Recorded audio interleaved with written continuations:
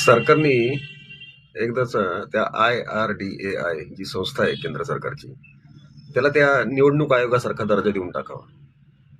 कारण चाललंय काय माहितीये का, की ज्या इन्शुरन्स कंपन्यांवरती त्यांनी लक्ष ठेवायचंय, त्यांना अशा प्रकारच्या त्यांनी सूट देऊन ठेवल्यात किंवा त्यांच्या नाकाखाली अशा काम करतात इन्शुरन्स कंपन्या, की जसं की समजा एखाद्याचा क्लेम आला, तर दुसऱ्या वर्षी त्याच्या प्रीमियमवरती मनमानी लोडिंग लावायचं. मनमानी म्हणजे काहीतरी दिलं असेल ना तुम्ही परवानगी.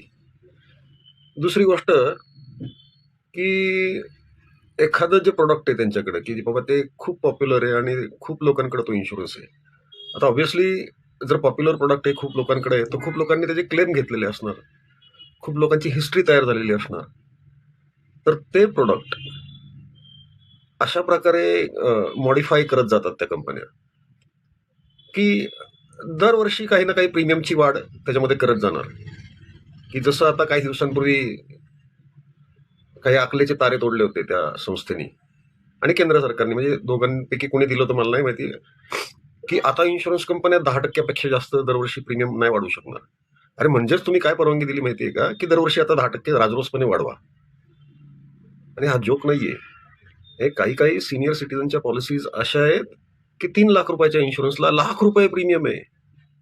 आणि म्हणजे सरकार त्यांच्या त्यांच्या बाजूने आम्ही आता जीएसटी काढून घेतलाय, तर जीएसटीचे 18% त्यांची बचत झाली, तर आम्ही त्यांना अशी त्याच्यातनं नाही का, म्हणजे लोकांसाठी आम्ही ही गोष्ट केली. अरे पण ह्या कंपन्यांच्या तुम्ही तोंडातला घास काढून घेतल्यानंतर कंपन्या सोडणार आहेत का त्या लोकांना? त्या कुठल्या ना कुठल्या मार्गाने लोकांकडनं पैसे काढतात आहेत. आत्ता सुद्धा काढतात आहेत. म्हणजे तुम्ही जीएसटी वेवर दिल्यानंतर कंपन्यांनी सुरुवात केली आहे लोकांच्या खिशातनं पैसे काढायला. मार्ग वेगवेगळे आहेत.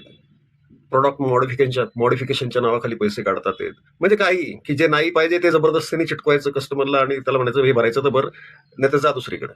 बरं एखाद्याची हेल्थची हिस्ट्री तयार झाली असेल तर त्याला दुसरी कंपनी घेत नाही. आणि इथं संपली ती माणसं इन्शुरन्समधनं. आणि याची आकडेवारी कोणाकडेच उपलब्ध नाही, कारण की हे कोणी ऑर्गनाईज करत नाही ही माहिती. आणि ती लोक इन्शुरन्समधनं बाहेर पडत जातात. तर हे पोहोचवा जरा सरकारपर्यंत, कारण त्यांना कळालं पाहिजे. ते म्हणतील आम्हाला कोणी तक्रार केली नाही, आम्हाला कोणी सांगितलंच नाही, तर आम्हाला कसं कळणार. तर हे पोहोचवा त्यांच्याकडे, की ह्या ज्या इन्शुरन्स कंपन्या आहेत, जनरल इन्शुरन्स कंपन्या, हेल्थ इन्शुरन्स कंपन्या, यांच्यावरती कंट्रोल ठेवा. यांचं काय चाललंय पहा जरा नीट. प्रॉडक्ट मॉडिफिकेशनच्या नावाखाली लोकांची लूटमार करायला लागल्यात. तर थोडं हे पोहोचवा तिथपर्यंत.